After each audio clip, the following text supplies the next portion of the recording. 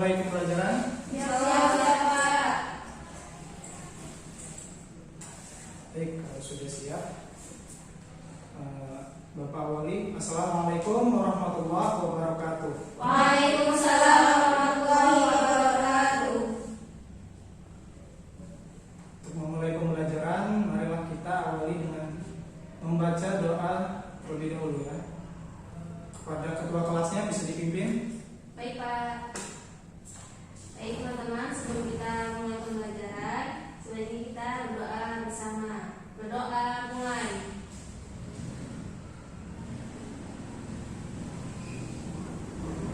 Selesai.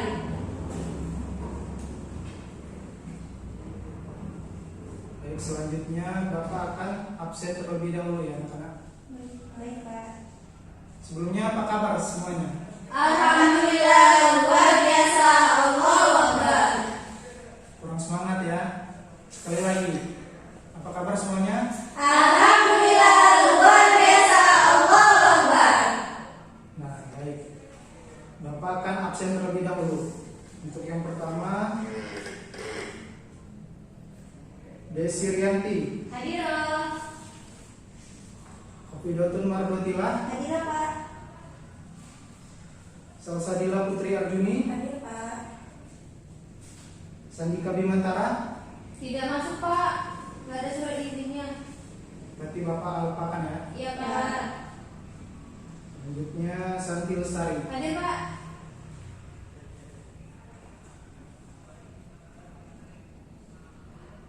Ya, baik, sekarang pertemuan pada kali ini kita akan membahas tentang IFA.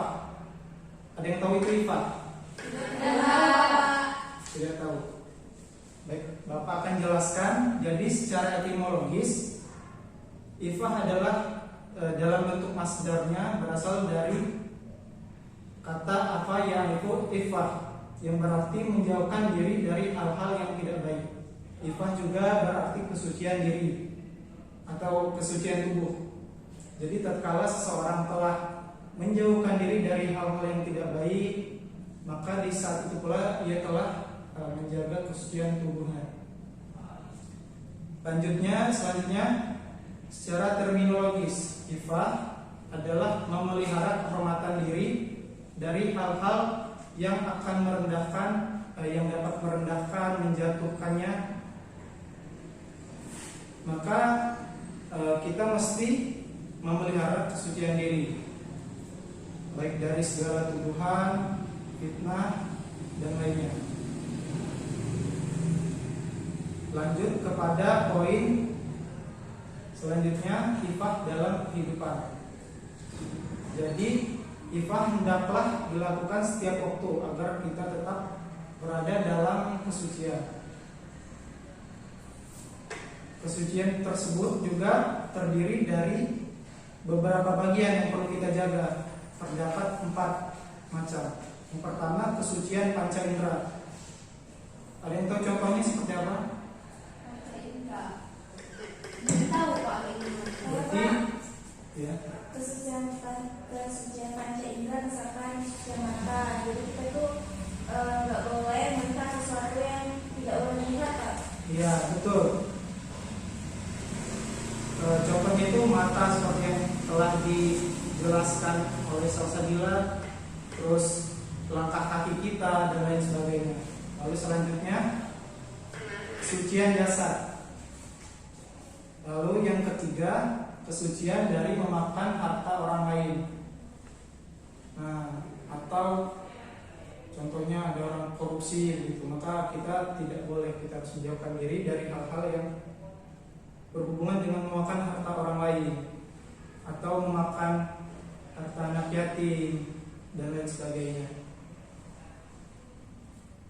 Ini sama besar dosanya dengan tidak membayar hutang. Tidak membayar hutang saja dosanya sudah besar. Ini pula sama dengan memakan harta orang lain, kita akan mendapatkan dosa dan nauzubillah mendapat murka dari Allah Subhanahu wa taala. Lalu yang keempat, ada yang namanya kesucian lisan. Nah, ini yang paling sering terjadi ya. Karena kesucian lisan ini bagaikan pisau. Bagaikan pisau, diibaratkan seperti pisau. Itu bisa menjadi berguna, di sisi lain bisa juga menjadi celaka. Pisau itu ketika digunakan untuk memasak, maka dia bisa berguna untuk keperluan dapur dan lain sebagainya. Di sisi lain, jika digunakan dengan cara yang salah, maka bisa digunakan untuk menusuk dan lain sebagainya. Maka ini sama juga seperti lisan. Maka kita seharusnya lebih berhati-hati dalam menjaga lisan kita, karena ada salah seorang sahabat berkata, yaitu Umar bin Khattab. Beliau berkata, aku tak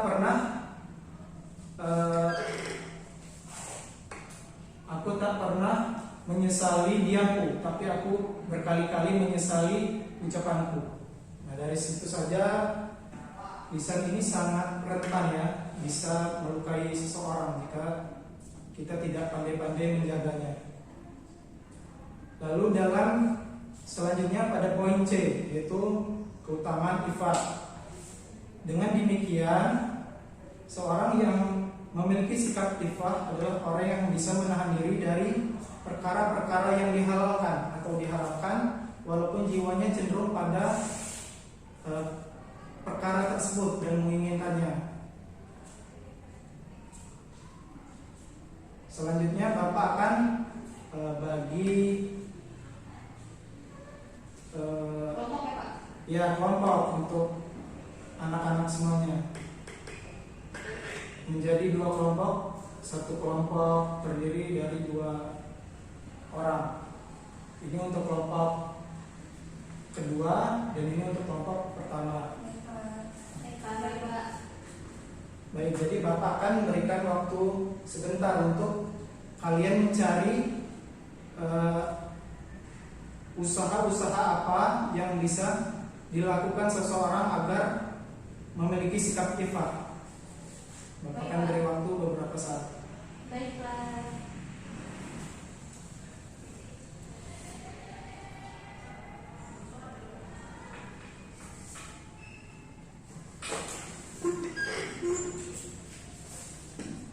Dulunya harus dua-dua atau enggak Pak? Kayak gini aja.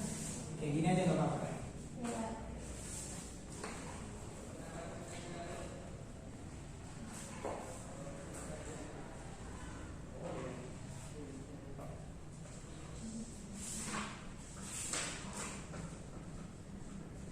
Karena waktu telah habis, Bapak ingin perwakilan dari masing-masing kelompok menyampaikan hasil diskusinya. Dimulai dari kelompok pertama. Baik Pak. Baik Pak. Hasil diskusi dari kelompok pertama, menurut kelompok kami, agar seorang mukmin memiliki sikap ifat, maka harus melakukan usaha-usaha untuk membimbing jiwanya dengan melakukan yang pertama, menurut kelompok kami, yaitu dengan memalingkan jiwanya dari ketergantungan kepada makhluk dengan menjaga kehormatan diri, sehingga tidak berharap mendapatkan apa yang ada di tangan mereka, sehingga ia tidak meminta kepada makhluk, baik secara lisan maupun keadaan. Pak. Untuk kelompok kedua, bisa dijelaskan?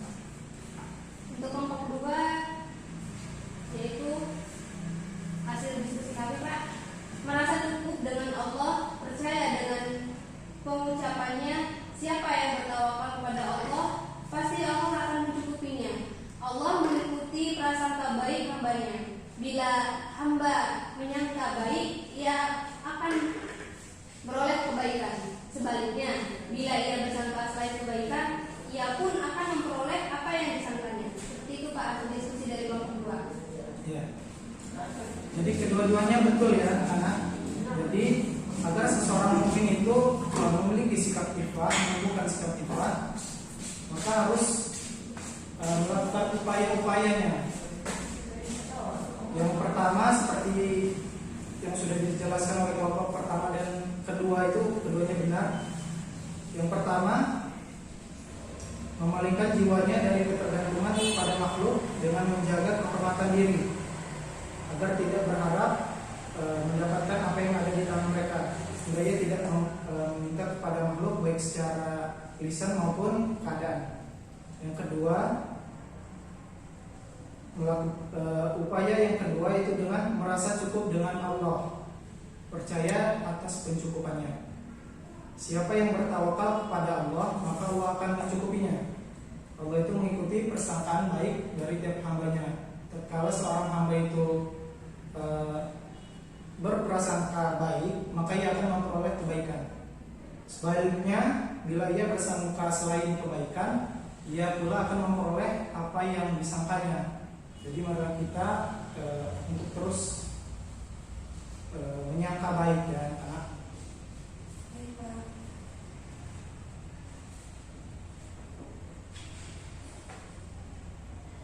Baik, selanjutnya kita masuk ke sesi evaluasi. Bapak akan tunjuk salah seorang di antara kalian untuk menjelaskan kesimpulan dari materi kita pada pertemuan kali ini. Kepada Salsadila, dipersilakan. Baik Pak, izin memberi kesimpulan pada pembelajaran hari ini. Kesimpulan yang kami dapat ialah jadi IPA itu menjaga kesucian diri dengan menjauhkan diri dari hal-hal yang tidak baik, terlebih dari hal-hal yang akan merendahkan, merusak atau menjatuhkannya. Dan menerapkan sifat IPA itu ada dua cara, yaitu satu, memalingkan jiwanya dari ketergantungan kepada makhluk dengan menjaga kehormatan diri. Yang kedua, merasa cukup dengan Allah dan percaya dengan pencukupannya. Dengan menegakkan hal tersebut, sikap IPA akan tertanam pada diri kita. Seperti itu Pak. Baik, itu sudah benar, sudah mencakup pokok-pokok bahasan kita. Saya rasa anak-anak semua telah paham ya pada materi kali ini. Paham Pak? Alhamdulillah. Ya, karena waktu telah habis, mari kita cukupkan pembelajaran pada pertemuan kali ini dengan mengucapkan lafaz hamdalah. Alhamdulillahirabbil alamin. Dan karena kita telah melaksanakan pembelajaran atau sebutannya majelis ilmu, disunahkan bagi kita untuk membaca doa kafaratul majelis, dikarenakan ketika kita telah melaksanakan pembelajaran atau majelis ilmu itu, di dalam pembelajaran itu dikhawatirkan seperti Bapak misalkan tadi ada khilafan dalam berkata, atau mungkin di tengah-tengah diskusi di antara anak-anak ada yang sedikit bergibah mungkin, maka kita berdoa meminta ampunan kepada Allah di akhir majelis ilmu ini dengan membaca doa kafaratul majelis. Subhanakallahumma wa bihamdika asyhadu an la ilaha illa anta astaghfiruka wa atubu ilaik. Baik, Bapak akhiri ya. Sampai bertemu di pertemuan selanjutnya. Pak. Bapak akhiri, wassalamualaikum warahmatullahi wabarakatuh.